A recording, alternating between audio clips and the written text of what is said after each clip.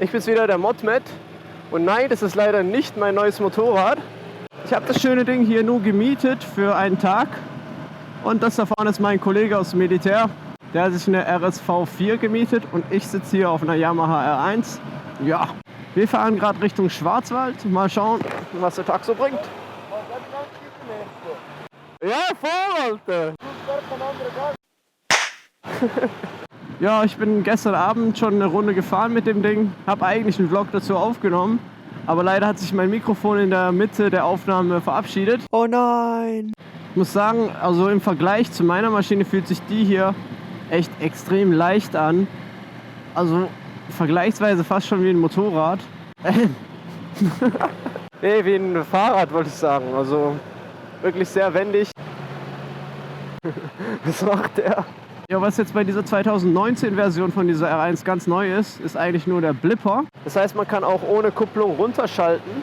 Ich kann das mal kurz demonstrieren. Ich habe jetzt meine Hand nicht an der Kupplung. Ich bin im 3. Gang und jetzt 2. Gang. Richtig smooth. Also als ich das erste Mal ausprobiert habe, war ich richtig geflasht. Ja, die machen einem das Motorradfahren echt ziemlich einfach. Das hat halt seine Vor- und Nachteile. Also ich persönlich finde es ein bisschen kritisch, weil man durch die ganzen Hilfsmittel halt sehr einfach schnell fahren kann. Und das Problem ist, dass dann die unerfahrenen Fahrer zwar das Bike dann besser kontrollieren können, aber das bringt halt auch nichts, wenn man die falsche Linie wählt und auf die Gegenfahrbahn kommt. Oder wenn man nicht weiß, wie man reagieren muss in brenzligen Situationen.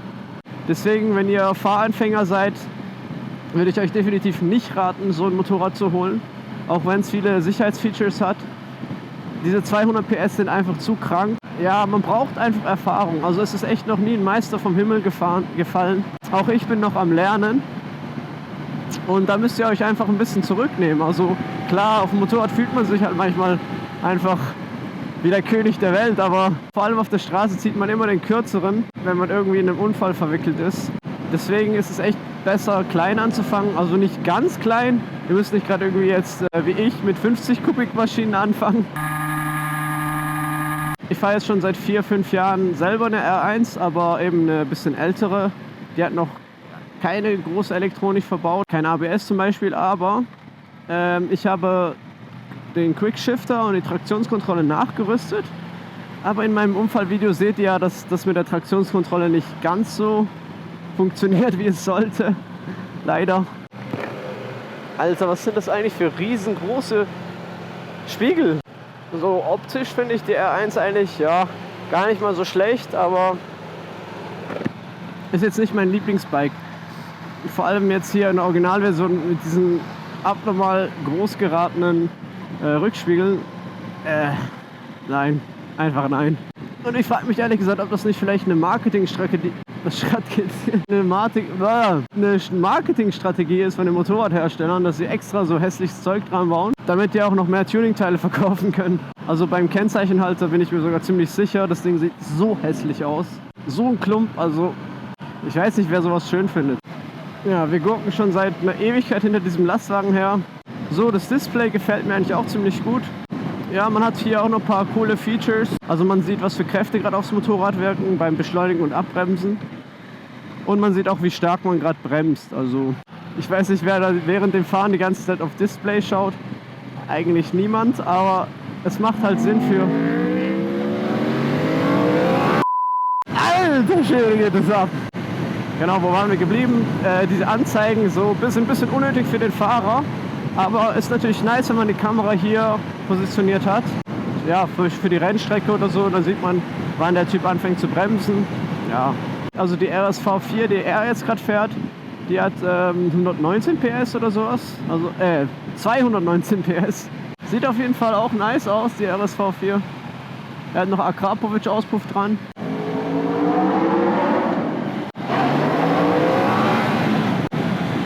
Alter. Mag ich eigentlich lieber als dieses... Ach ne, habe ich jetzt schlecht nachgemacht. Mag ich eigentlich lieber als diese... Ja, eben, Geschmackssache. Ja, ich hoffe, man hört es einigermaßen. Heftig laut, aber nicht so geil vom Sound her, finde ich.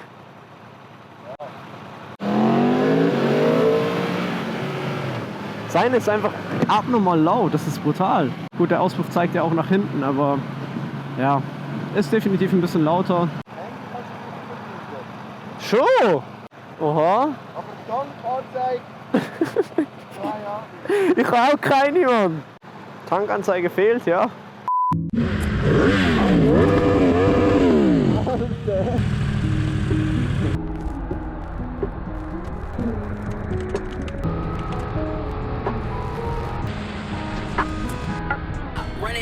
And I know that sometimes that I go on my way through the night and the day. Sometimes I can't wanna get out of places. I be going through phases. I be thinking I'm racist, like my friends is Caucasian. And I know that sometimes that I go on my way through the night and the day. Sometimes I can't wanna get out of places. I be going through phases. I be thinking I'm racist, like my friends is Caucasian.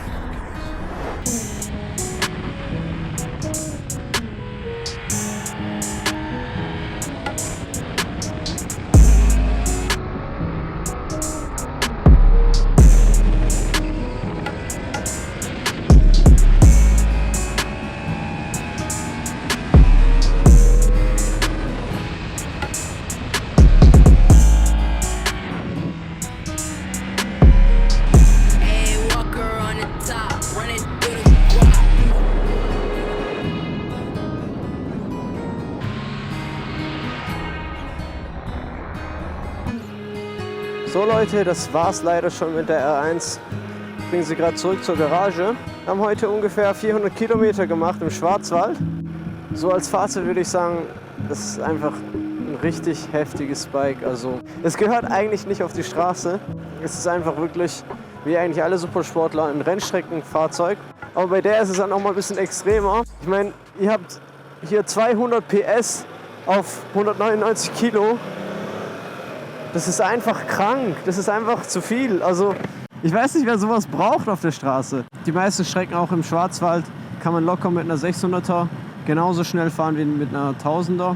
Das Problem ist halt einfach mit dieser Power, also je mehr Power man hat, umso mehr muss man sich halt dann zurückhalten auf der Straße, um nicht direkt zu sterben. Das Ding ist halt auch, es macht gar keinen Spaß mit dem Motorrad normal zu fahren. Es ist überhaupt nicht komfortabel. Dafür ist es ja auch nicht konzipiert worden. Also es ist echt richtig beschissen, mit dem Ding durch die Stadt zu fahren, im Stau zu stehen. Aber eben, dafür ist die Performance sowas von heftig. Ich hätte nie gedacht, dass ich das jemals sagen würde.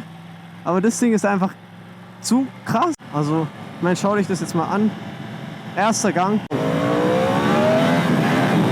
Das ist so krank, Alter!